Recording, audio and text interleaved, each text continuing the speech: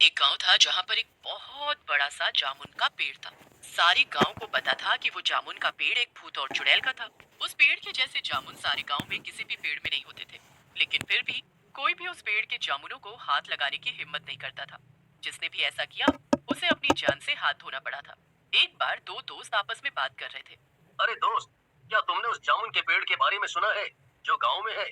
जहां तक मेरी जानकारी है, उस पेड़ के जामुन बड़े ही रसीले होते हैं। हाँ भाई, उस पेड़ के बारे में भला कौन नहीं जानता है। वहाँ पर एक चुड़ैल और भूत रहते हैं ना। कोई भी उस पेड़ के रसीले जामुन को हाथ नहीं लगाता है, वरना वो भूत और चुड़ैल मिलकर उसका रस निकाल देंगे। अरे कैसी डरपोक जैसी बातें कर रहा है तू। मैंने तो ये भी सुना है कि उस पेड़ के जामुन जैसे जामुन किसी भी और पेड़ में नहीं लगते। हाँ, पर उससे हमें क्या? अरे जतिन, क्या बात कर रहे हो?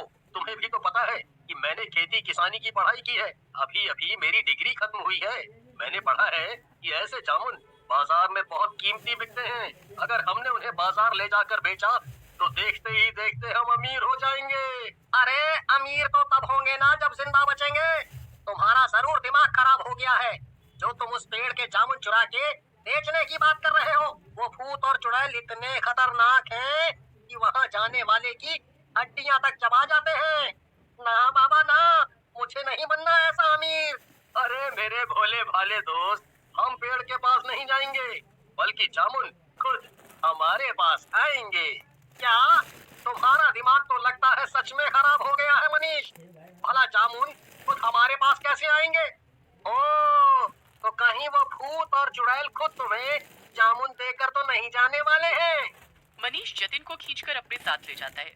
दोनों जामुन के पेड़ से थोड़ा दूर झाड़ियों के पीछे छिपे हुए थे। मनीष अपने साथ एक बैग लेकर आया था। उसने बैग में से एक ड्रोन बाहर निकाला। अरे ये क्या? याद है तुझे जतिन?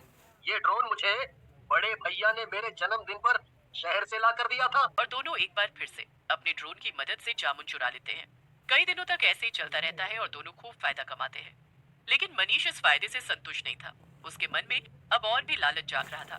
मैं इस छोटे मोटे फायदे से खुश नहीं हूँ जतिन। जब हम इतना सारा फायदा कमा सकते हैं, और वो भी एक ही बार में, तो हम रोज रोज ये चिंदी चोरियां क्यों कर रहे हैं? अरे मनीष, देखो, इतना लालच भी अच्छा नहीं है।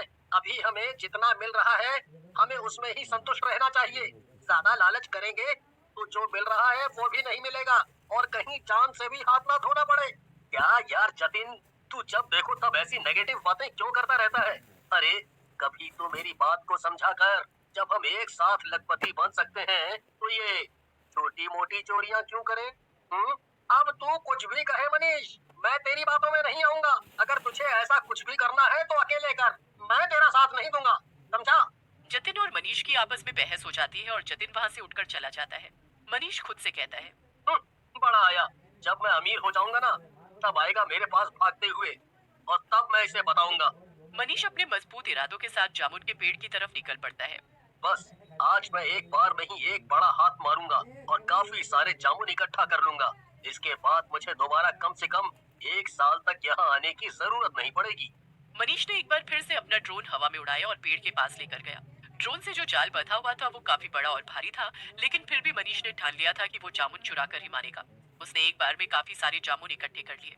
मनीष ड्रोन को अपनी तरफ बुलाने लगता है, लेकिन ड्रोन जामुन के इतने ज्यादा वजन को संभाल नहीं पाया और लड़खड़ाने लगा। अरे ये क्या? अरे नहीं नहीं, गिरना मत, गिरना मत। ड्रोन लड़खड़ाता हुआ सीधा जाकर भूत के ऊपर गिर गया और सारे जामुन वहीं नीचे बिखर गए। भूत और चुड़ैल दोनों सतर्क हो गए और पेड़ से नीचे उतर आए। अरे ये क्या चीज है?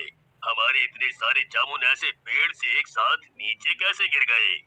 ये तो इंसानों का खिलौना है। इसका मतलब ये है कि यहाँ आसपास कोई इंसान है और वो हमारे जामुन चुराने की कोशिश कर रहा है। भूत और चुड़ैल अपने आसपास देखने लगे और उन्हें मनीष दिखाई दे गया। उन्होंने मनीष को पकड़ लिया। मनीष ये सब देखकर बहुत घबरा गया। डर के मारे मनीष कांपने लगा। ओह, तो तू है जिसने ये खिलौना हमारी तरफ फेंका। लगता है कि तू ही है जो यहाँ पर हमारे जामुन चुराने आया है। तेरी इतनी मजाल कैसे हो गई? नहीं नहीं, मुझे माफ कर दो, मुझसे गलती हो गई। जाने दो मुझे, मैं दोबारा यहाँ कभी नहीं आऊंगा।